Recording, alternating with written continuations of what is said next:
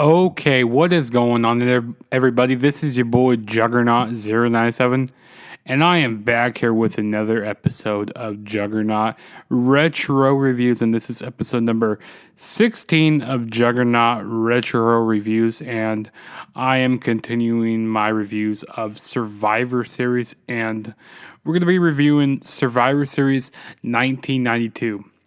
I don't think I'm going to do 91 this year because 91, I just hear is a bad pay-per-view and I don't really feel like watching that show. So I go like, you know what, let me do the 1992 review. Which 92 wasn't bad. And I mean, so the year prior, 91, they only had one. So they had one singles match on that show, which was, Undertaker versus Hulk Hogan for the WWE Championship. And the rest of the matches were like Survivor Series elimination matches. But on this year's show, the 1992 show, we only had one traditional Survivor Series elimination match. So, because all the other matches on here were either tag team matches or just one-on-one matches. Which a majority of these matches were squashes, which I'm just not the biggest fan of squashes here. But this was the day and age of wrestling. Having a whole bunch of squashes.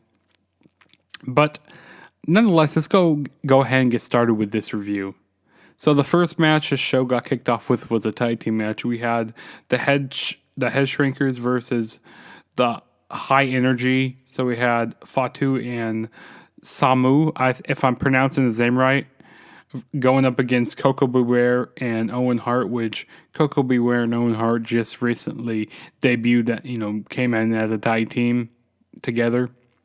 And this was basically a squash match. I mean, Fatu would eventually become Rikishi later on down the road. I mean, they just basically let the head shrinkers squash them, which, I mean, the match was really nothing special. I thought it was funny how their manager, Alpha, was eating not chicken leg. He's eating a turkey breast on the outside of the ring, which is pretty cool. I go like, man, I wish I could be a manager like during a wrestling show and eat during the wrestling show. That'd be pretty cool. Get paid to eat. No, but this match really wasn't anything special. I don't think I would have started with a squash match, but it was all right for what it was. And then the next match we had is a nightstick on a pole match, which this match was very, very gimmicky, which, it kind of fits this era in time. So we had Big Boss Man versus Nails, which was like kind of like an inmate at the jail or like the county jail for Big Boss Man or something, which I don't even know what happened. Like I kind of want to go back and like see this build up to this storyline a little bit, go watch some Raws. But this is a very corny match here. I mean, even Doink the Clown. Was it Doink the Clown? Maybe I'm thinking of another match. I think it's another match. But no, Big Boss Man would end up winning this match. He ended up getting the nightstick off the pole. It didn't really come in handy till like late in the match. And this match was only like 5 minutes or so really nothing special. But I mean it was interesting, but really gimmicky, really corny.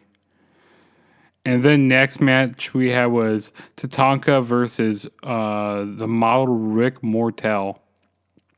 I was not a fan of this match. Just too many rest holds in this match by the heel Rick Martel. Really anything special. I mean, we eventually would see Tatanka do his little comeback. And I think he was just recently debuting in professional wrestling. So, give the win to the big babyface, who's just recently debuted.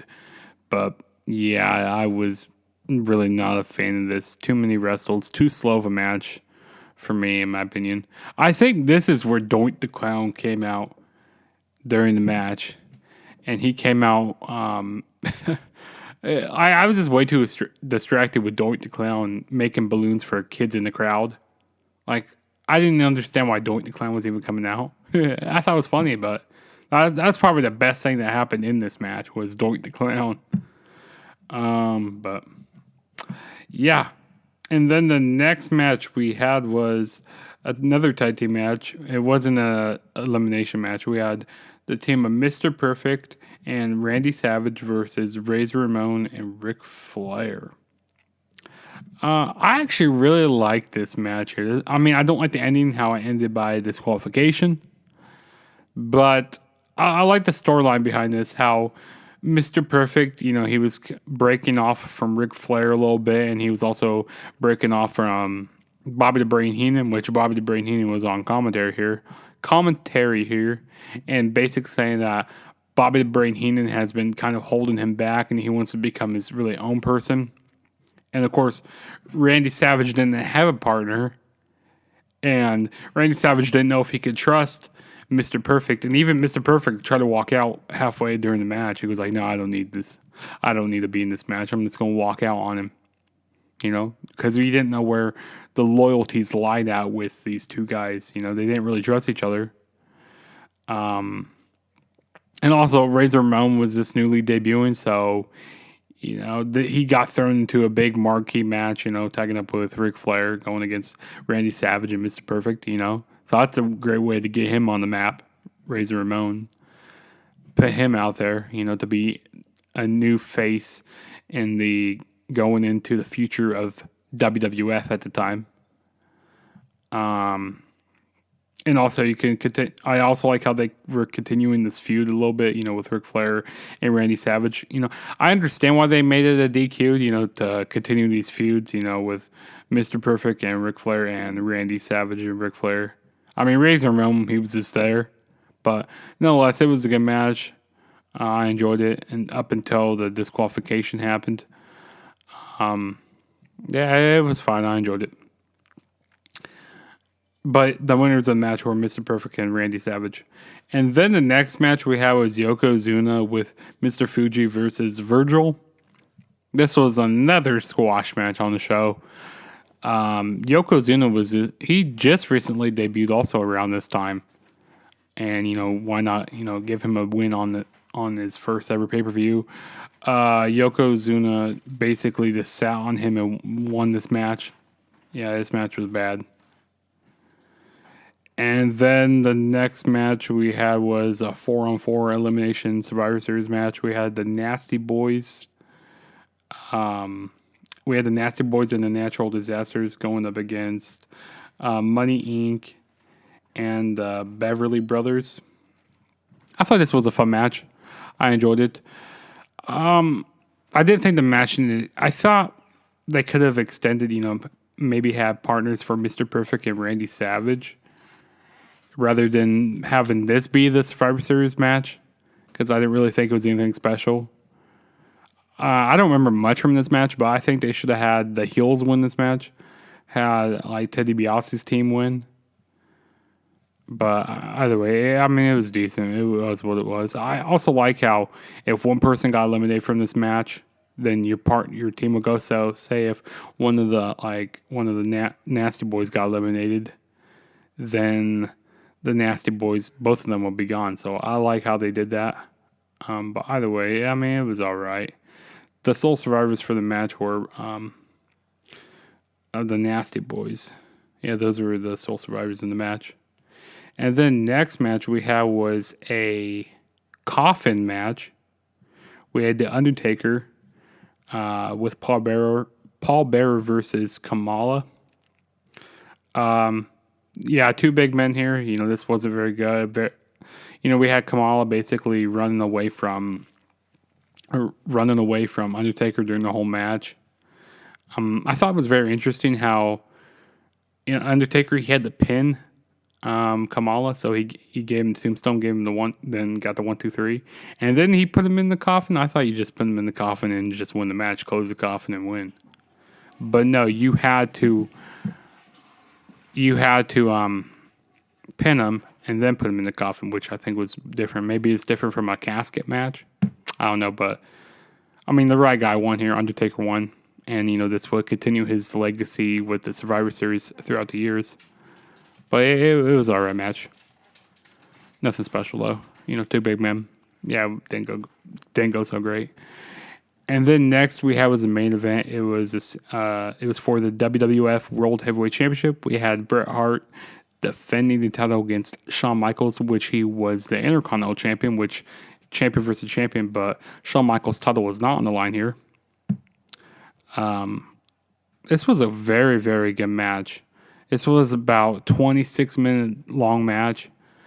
I mean, it's nothing crazy like they do like at WrestleMania 12 or at Survivor Series 97 a few years later. But no, this was a fun match. Very technical between both guys. Like, if you think going into this you would be getting, the match that they had at Survivor Series 97 or WrestleMania, your guys are going to be very, very disappointed here. But no, it was fun. I like how it was very technical. Bret Hart, worked on certain body parts. Shawn Michaels, I like how they sold moves good for each other. These guys just work really good with each other, and it continued their feud down the line. I just enjoyed it. And, Shawn Michaels, he was just coming off and being, he's just starting off his singles run after being a tag team partner with Marty Jannetty, ending that tag team partnership with him. But nonetheless, Bret Hart would end up winning the match after, by locking in the sharpshooter. But yeah, that was the whole show. Overall, would I recommend watching the show? I would recommend watching the show only for the two matches, like only watching it for the Mr. Perfect and Randy Savage versus Razor Ramon and Ric Flair and the main event. Other than that, all the other stuff on the show is basically just squash matches and like really quick. But I like how you debuted some new faces on here, going into later on in the 90s. But overall, it was a fun show. I enjoyed it. I tell you, I think it's going to be better than 1991, but because I haven't even watched 91 yet. But yeah, if this is your first time ever checking out one of my videos, please smash that subscribe button. Also, go follow me on all my social media platforms. Go follow me on Twitter. My link will be down below. Go follow me on Snapchat. My link will be down below. And go follow me on Instagram also. But I'll probably be doing a few more Survivor Series reviews for you. Even after tomorrow's Survivor Series is over, I'll be watching it. I'll be reviewing a few more. I don't know which ones yet. But yeah, this is your boy Juggernaut saying peace out. And I'll catch you guys in my next video.